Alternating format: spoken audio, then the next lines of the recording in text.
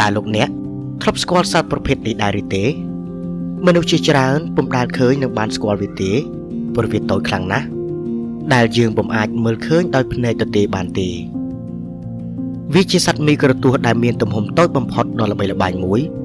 ដោយសារតែវាមានភាពរឹងមាំនិងធន់ទៅនឹងជំងឺបំផុតនៅលើភពផែនដីយើងនេះសត្វនេះមានឈ្មោះថា Tardigrade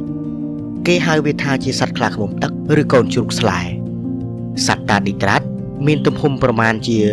0.1 ទៅ 1.5 មីលីម៉ែត្រប៉ុណ្ណោះយើងត្រូវការមីក្រូទស្សន៍ដើម្បីអាចមើលពួកវាបានយើងអាចរកឃើញសត្វប្រភេទនេះនៅគ្រប់ទីកន្លែងទាំងអស់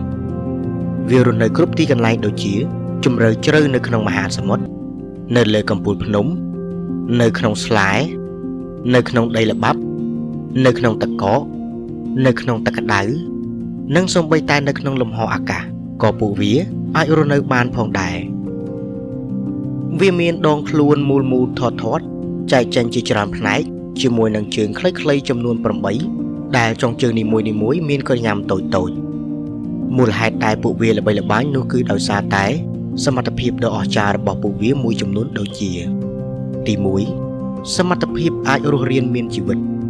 សត្វ Tardigrade អាចរស់នៅក្នុងសីតុណ្ហភាពត្រជាក់បំផុតរហូតទៅដល់ដក272អង្សាសេនិងអាចរស់នៅក្នុងសីតុណ្ហភាពក្តៅខ្លាំងបំផុតដល់ទៅ150អង្សាសេពួកវាអាចរស់នៅក្នុងកម្រិតវិសុសកម្មខ្ពស់បំផុតដែលមនុស្សមិនអាចរស់នៅបានឡើយពួកវាជាសត្វដំបងគេដែលគេដឹងថាវាអាចរស់រានមានជីវិតបាននៅក្នុងលំហអាកាសសត្វប្រភេទនេះអាចរស់នៅក្នុងសម្ពាធបរិយាកាសខ្ពស់លើសពី6ដងនៃប្រឡាយមហាសមុទ្រជម្រៅជ្រៅបំផុតទៅទៀតពួកវាក៏អាចរស់នៅក្នុងភាពខ្សោះជាតិទឹកអស់រយៈពេលជាច្រើនទសវត្សរ៍បានផងដែរ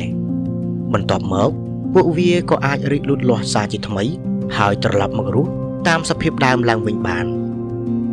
ទី2ថាមពលពិសេសនៃ Cryptobiosis នៅពេលដែលមានលក្ខខណ្ឌអាក្រក់ណាមួយកើតឡើងសត្វ Tardigrade ចូលទៅក្នុងសភាពមួយហៅថា Cryptobiosis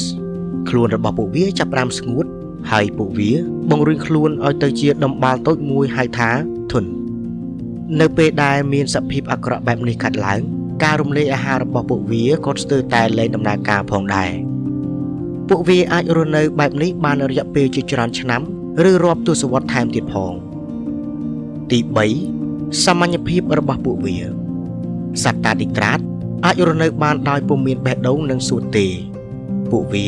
មានប្រព័ន្ធសរសៃប្រសាទនិងខួរក្បាលសាមញ្ញមិនសូវស្មុគស្មាញដូចសត្វដទៃឡើយពួកវាស៊ីសារ៉ាយបាក់តេរីឬសត្វឆ្អឹងកងតូចៗជាចំណីអាហារការពិតដ៏គួរឲ្យចាប់អារម្មណ៍មួយនៃសត្វ Tardigrade គឺនៅក្នុងឆ្នាំ2007សត្វ Tardigrade ត្រូវបានបញ្ជូនទៅក្នុងលំហអាកាសដោយអ្នកវិទ្យាសាស្ត្រអឺរ៉ុបហើយពួកវាអាចរស់រានមានជីវិតពីការប៉ះពាល់នឹងកាំរស្មីលោហៈនិងអាចរស់នៅក្នុងសញ្ញាកាសបានយ៉ាងល្អ